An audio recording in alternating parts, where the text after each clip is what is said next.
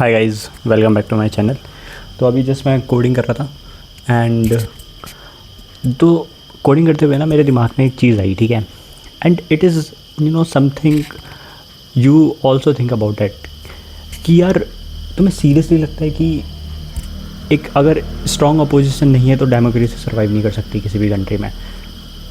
तुम क्या सोचते हो उसके बारे में? देखो, मेरी थिंकिंग तो सेम है, ठीक है। मेरी थिंकिंग मैं ये कहता हूँ कि अगर स्ट्रॉन्ग अपोजिशन नहीं है तो there is no democracy. Because अगर if there is a strong opposition तो वो क्या करेगी? वो डिस्कस करेगी, प्रॉब्लम्स को उठाएगी, मुद्दों को, और लेके जाएगी पार्लियामेंट में एंड उसके ऊपर वो बात करेगी, ठीक है। और जब वो उसके ऊपर बात करेगी तो जो पावर में है, जो पार्टी पावर में है, वो उसको क्या करेगी? लेगी, उस टॉपिक को लेगी कि हाँ ये सही बोल रहा है। और फिर जो दूसरे जो पब्लिक है वो ये बोलेगी कि यार ये सही बात कर रहा है, मैं इसको वोट दूंगा या इसको वोट दूंगा। बट अगर तुम देखो ना, in India right now we don't have a strong opposition. And जो अपोजिशन में हैं भी, जो अच्छे हैं भी, जो काम कर रहे थे, वो भी जाके मेन पार्टी से मिल रहे हैं। तो फिर जब अपोजिशन ही रहेगी तो डेमोक्रेसी कहाँ से रहेगी? पर अपोजिशन के पास कोई मुद्दे ही नहीं है, या तो वो एंटी इंडिया बातें करते हैं या कुछ और बातें करते हैं। This is my point of view. तुम अपना पॉइंट ऑफ व्यू बता सकते हो in the comment section. So I think, I believe कि यार राहुल गांधी अपोजिशन लीडर हैं। They need to select those leaders जिनके ऊपर मतलब अच्छी कमांड हो, अच्छे स्पोकन पर्सनस हो, और जिन्होंने थोड़ा अच्छा काम करा हो अपनी उसमें, अपने इलाके में, ताकि वो लेके आएँ, वो मुद्दे उठाएं जाके। भाई अगर राहुल गांधी जी को जीतना है तो उनको यही करना पड़ेगा। एंड जो ये सीजेपी एंड अदर पार्टीज़ आ रही हैं, जैसे सीजेपी ने मुद्दा उठाया था, भले ही वो कुछ भी था, घटिया वगैरह, एंड बट तभी भी दे कुछ तो करने की कोशिश कर रहे थे वो कि यार करें। एंटी इंडिया लोग उनको कहते हैं, बट एटलीस्ट कुछ करने की उन्होंने सोची, जो कि बिल्कुल फेल था। एंड अभी क्या हो रहा है, मैं तुम्हें एक चीज़ बताता हूँ। BJP is a strong party in the power. And उसमें कौन गया? Rahul Chadha. I think Rahul Chadha is the main, वो जो इतने अच्छे मुद्दे उठाया करते थे वो बीजेपी में जाके चले गए। एंड और भी आम आदमी पार्टी के बीजेपी में जाके चले गए। और अगर सारे ही अपोजिशन के गुड लीडर्स, अच्छे लीडर्स जो बीजेपी में जाके जुड़ जाएंगे, तो फिर यार मुद्दे उठाएगा कौन? और जो करप्शन चल रहा है उस पर बात कौन करेगा? अगर पावर एक ही पार्टी के पास रहेगी ज़्यादा तो फिर ये भी प्रॉब्लम आएगी ना, कि जैसे कांग्रेस के टाइम पे हुआ करता था इन द पास्ट, कि उनके पास पावर थी तो वो बहुत चीज़ों को दबा दिया करते थे। वैसे ही अगर किसी पार्टी के पास ज़्यादा पावर रहेगी तो वो किसी मुद्दों को दबा देंगे। इसलिए अपोजिशन होती है। अपोजिशन उन मुद्दों को उठाती है जो दूसरी पार्टी दबा रही होती है। बट इंडिया में उल्टा ही चल रहा है। इंडिया में अपोजिशन पार्टी, सॉरी ये कार जो थी बैक में वो तो बेफालतू हॉर्न बजाते हुए जा रहा है और फास्ट चला रहा है गाड़ी उसमें। तो हम कहाँ थे? Ignore it. तो हम कहाँ थे कि यार अपोजिशन यहाँ मुद्दे उठा ही नहीं रही है, ठीक है। हमें पता है हमारी मीडिया ख़राब है, बट अगर अपोजिशन लेके जाएगी, अपोजिशन के पास भी कुछ मीडिया चैनल्स होते हैं, जैसे कि मेन पार्टी के पास हैं, बीजेपी के पास हैं कुछ चैनल्स, वैसे उनके पास भी होते हैं। तो इन दोनों को दोनों यूज़ करते हैं एक दूसरे के ख़िलाफ़।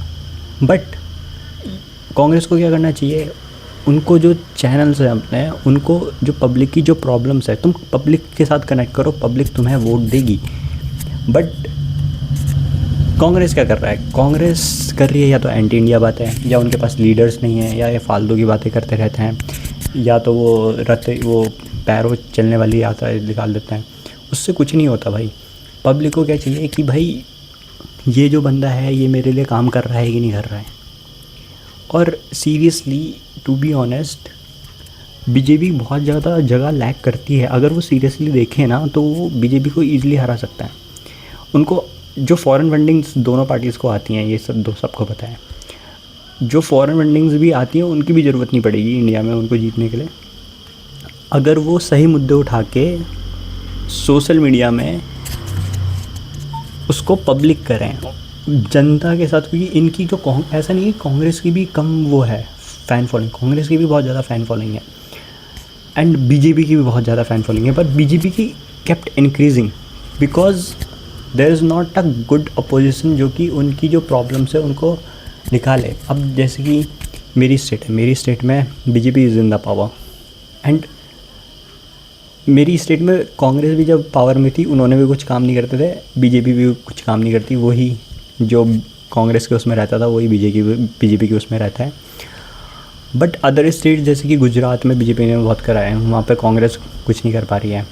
और जैसे कि महाराष्ट्र में अभी बीजेपी आई है, महाराष्ट्र में बीजेपी है तो वहाँ पे तो बहुत सारे मुद्दे हो सकते हैं, जैसे कि हिमाचल प्रदेश में बहुत सारे, नॉर्थ ईस्ट में बहुत सारे मुद्दे हो सकते हैं, और तुम्हारे यहाँ से निकाल लो तमिलनाडु स्टेट से निकाल लो, या तमिलनाडु में खैर वो जीत गए विजय सर जीत गए अपने।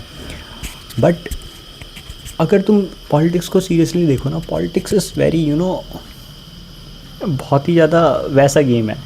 कहते हैं कि पॉलिटिक्स डर्टी होती है, बट यार अगर तुम सीरियसली देखो तो इंडिया एक ना जो नेशंस होती हैं, जैसे कि स्विट्ज़रलैंड देख लो कितना खूबसूरत है, मतलब क्लीनिंगनेस भी है, वैसा इंडिया बन सकता है। बट क्यों नहीं बनता? क्योंकि देखो यहाँ अपोजिशन भी काम करना नहीं चाहती और मेन पार्टी भी काम नहीं करना चाहती, दोनों ही एक दूसरे के चड्डे बड्डे हैं। तो जब दोनों ही एक ही थाली के चड्डे बड्डे हैं तो दोनों ही काम नहीं करते हैं। बट राइट नाउ बताऊँ क्या हो रहा है, अगर तुमने भी देखा होगा, तुम ध्यान से देखा होगा, तो राइट नाउ क्या हो रहा है कि जो मेन अपोजिशन पार्टी है वो है ही नहीं, वो कुछ है ही नहीं, वो एग्जिस्ट ही नहीं करती। मतलब उनके मुद्दे मुझे कभी कभी समझ नहीं आता। मैं मतलब रेयरली मैं पार्लियामेंट स्पीच देखता हूँ, बट उनके मुद्दे मुझे सीरियसली समझ नहीं आते, मतलब क्या बोलते रहते हैं वो स्पीच में। एक मैंने राहुल गांधी की स्पीच देखी थी, वो भाई ये बोल रहा है कि मेलोनी और क्या कहते हैं नरेंद्र मोदी के ऊपर बोल रहा है। अरे you need to talk about कि यार इंडिया में क्या चल रहा है, इंडिया में क्या प्रॉब्लम चल रही है। फ्यूल का उन्होंने निकाला था, फ्यूल का उन्होंने करा था, बट एक्सप्लेन करो ना अच्छे से। तुम एक कैसे रहोगे आगे कि तुम जब एक्सप्लेन करोगे, वो कभी कभी एंटी इंडिया बातें करने लग जाते हैं, वो कभी सबूत मांगने लग जाते हैं। ऐसा नहीं चलता भाई। अगर तुम्हें जीतना है, तुम्हें India is a very patriotic country, okay. लोगों के दिल में है जज्बा, बट कुछ लोग हैं जिनके अंदर नहीं है जज्बा, बट दिल में रहता है इंडिया। तो अगर तुम एंटी इंडिया बातें करोगे, ऑब्वियसली तुम्हें कोई वोट नहीं देगा। ऐसा नहीं है कि कांग्रेस कहीं जीती नहीं है, कांग्रेस भी जीती है, बट भाई जो मेन पार्लियामेंट है, जैसे कि हमारी जो दिल्ली में जो मेन पार्लियामेंट है, वहाँ पे जाके तुम मुद्दे अच्छे उठाओ। मेरी स्टेट के तो मिलते नहीं कहीं जल्दी से, बट मैंने अपनी स्टेट का देखा है कि भाई यहाँ पे दोनों पार्टीज़ काम नहीं करती, ठीक है। तुम्हारी स्टेट में अगर करती होंगी तो पता नहीं, बट मैंने और स्टेट का डेवलपमेंट देखा है। अगर टू बी ऑनेस्ट, अगर मैं एक दिन के लिए भी सीएम बन जाऊँ ना, तो मैं ये तो देख सकता हूँ कि यार ये प्रॉब्लम्स ये यहाँ पे है, ये तो एक ही दिन में पढ़ सकता है यार इंसान। तुम्हारे अंदर इतने IAS IPS काम करते हैं, तो तुम्हें प्रॉब्लम्स तो पता होंगी ना कहाँ कहाँ प्रॉब्लम्स है। करप्ट पर्सन्स भी तुम्हें पता होंगे कहाँ कहाँ करप्ट, मतलब मोस्टली तो पता ही भाई। 5 साल बहुत बड़ी चीज़ होती है यार, 5 साल में बहुत कुछ चेंज हो जाते हैं। एंड आजकल दुनिया इतनी फास्ट है कि कुछ भी चेंज हो जाता है भाई। 5 ईयर्स बहुत लंबा टाइम होता है भाई, एंड 5 ईयर्स के लिए तुम्हारी पार्टी रहती है एक स्टेट में, तो चेंज होना बहुत मुश्किल है। But I think there is not a good opposition. अगर see it is my opinion कि democracy will not survive if we don't have a good opposition, and I believe that right now there is not a good opposition which counterbalance the leading party right now. And what are your thoughts on it? You can share it to me, you can comment on it.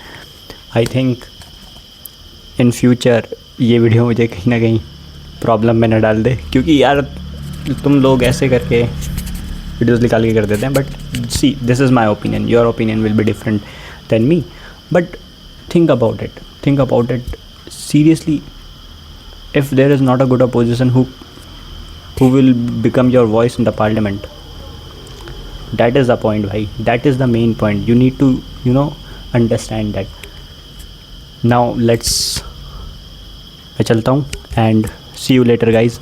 Hope you know doing well, and thank you for the I got 11 subscriber in my channel, and thank you for everyone for commenting on my video, and for texting a lovely comments and supporting me, and I hope we will do best in the future. Bye guys. Channel